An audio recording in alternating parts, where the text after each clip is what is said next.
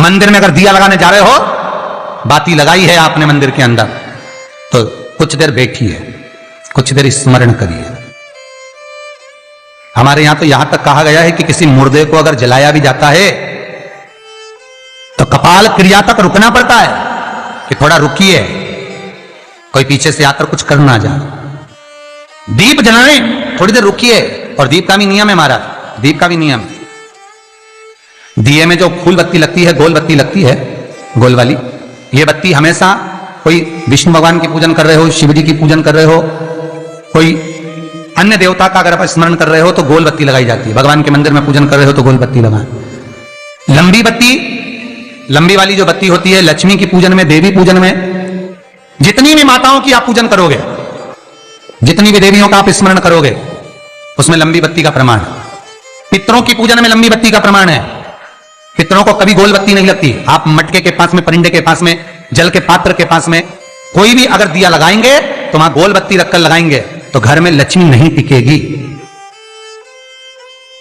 कई लोग कहते हैं कि परिंदे के पास, मटके के पास में, पानी के स्रोत के पास में जहां जल भरते हैं, हंडा रखते हैं, टंकी रखते हैं, वहां पर मटके के पास बत्ती लगाओ, दिया लगाओ, पितर शांत रहेंगे। तो पितरों को शांत करो, मना नहीं है, पर दिया लगाने का नियम है कि पितरों को अगर आप दिया लगा रही हो मटके के पास, परिंदे के पास, या अमावस्या के दिन पितरों के लिए अगर दीप लगा रही हो तो गोल बत्ती अगर लगाओगी तो कार्य कभी सफल नहीं होगा। घर में लक्ष्मी नहीं टिकेगी, संपदा नहीं रहेगी, घर में कोई ना कोई बीमार पड़ा ही रहेगा। धन आएगा जाएगा, टिकेगा नहीं। इसलिए पितरों के लिए अगर दिया लगाना है, पूर्वजों के लिए दिया लगाना है, पितरों के लिए अगर दीप लगाना है तो लंबी बत्ती लगाइए, लंबी बत्ती। महाराज लंबी बत्ती का प्रमाण हमारे यहां शास्त्र का, गोल बत्ती का प्रमाण। और सुंदर चरित्र कहा, यदि आपके जीवन में बहुत ज्यादा लक्ष्मी से तकलीफ है, कष्ट बहुत ज्यादा है, या संबंध खराब हो रहे हैं, बहू और बेटों के संबंध खराब हो रहे हैं, अदालत में बात चली गई कि लड़की और लड़के का तलाक होने वाला है, बहू अपने घर जाकर बैठ गई, आने को तैयार नहीं है, जमाई अपने घर रह गया, लड़की को लाने को तैयार नहीं है, सास बहू में आपस में तनमन चल रही है, प्रेम बिल्कुल नहीं है, या लक्ष्मी आती ही नहीं, बहुत कष्ट है, जमीन जायदाद पड़ी बिक नहीं रही, तो एक काम करना, इतना दुख अगर आपके जीवन में है तो कार्तिक के महीने तक रुको, और कार्तिक का महीना आए, त्रयोदशी तिथि आए, कोई सा भी हो, सोमवार, रविवार, मंगल, बुध, कोई सी भी त्रयोदशी, प्रदोष, कोई सी भी प्रदोष तिथि आए, उस दिन तुलसी की लकड़ी, पहले से तुलसी आपके घर में अगर सूखी हो, तुलसी सूख गई हो, तो उसकी जो लकड़ी होती है, उस लकड़ी का 7 लकड़ी का बंडल बनाकर दीप बना लो। लकड़ी का दीप मतलब लकड़ी, पतली पतली डालियों को लेकर कच्चे सूत से उसको बांध दो, और बांधकर घी में डुबक दो।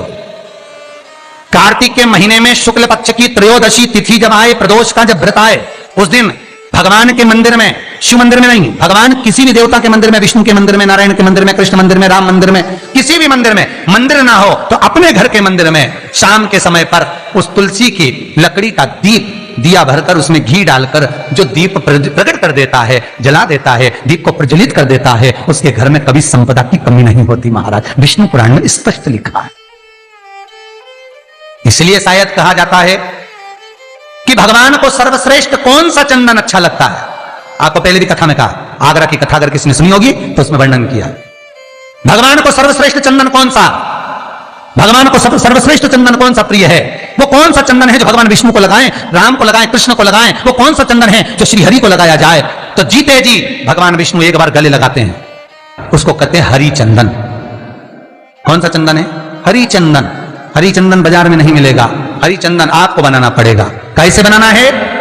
तुलसी जब सूख जाए उसकी जड़ को निकाल लिया जाए, वो जड़ को पानी में धो लिया जाए, धोने के बाद उसको सिलवट्टे पर, पत्थर पर घिसा जाए, और घिसकर उसमें थोड़ा सा कुंकू, रोली डालकर तैयार कर कर जो भगवान विष्णु के मस्तक पर, कृष्ण राम के मस्तक पर लगा देते हैं, और उसकी एक बिंदी अपने हृदय पे लगा लेते हैं। जीते जी भगवान एक बार उसको गले लगाते ही हैं।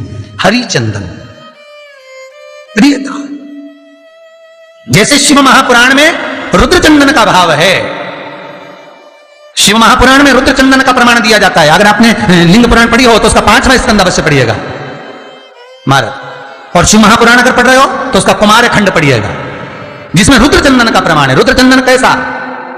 रुद्र चंदन का प्रमाण कैसा?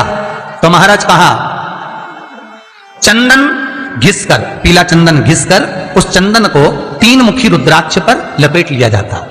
3 मुखी रुद्राक्ष पर उस चंदन को लपेटा जाता। लपेटोगे, उसके बाद उसको ऐसा गोल करोगे तो एकदम चिकना हो जाएगा, एकदम चिकना। ठीक है, एकदम चिकना हो जाएगा। और उस चंदन को आप शिवरात्रि के दिन, और कोई से भी महीने की शिवरात्रि, किसी भी महीने की हो, सब फलदायी होती है। अगर आप पंचांग में देखेंगे तो शिवरात्रि लिखी हुई आती है, हर महीने शिवरात्रि पड़ती है। किसी भी महीने की शिवरात्रि पर रुद्र चंदन, अर्थात जो चंदन का आपने 3 मुखी रुद्राक्ष में लेपन करा है, उसका गोला बनाया है, वो चंदन अच्छा मोटा मोटा कर लेना, अच्छा बढ़िया, ऐसा नहीं थोड़ा बहुत ही लगा, पूरा रुद्राक्ष दिखना नहीं चाहिए।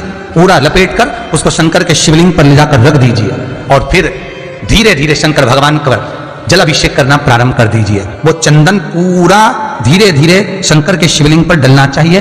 शंकर के मूल मंत्र श्री शिवाय नमस्तुभ्यं का जाप करिए। यह कहलाता है रुद्र चंदन।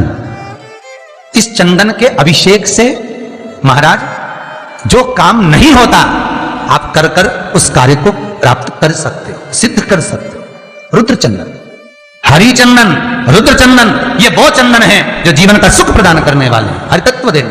उम्मीद है यह वीडियो अच्छी लगी होगी। अच्छी लगी हो तो इसे जरूरतमंदों के साथ जरूर शेयर करें ताकि वे भी इस उपाय से लाभ उठा सकें। धन्यवाद। श्री शिवाय नमस्तुभ्यं।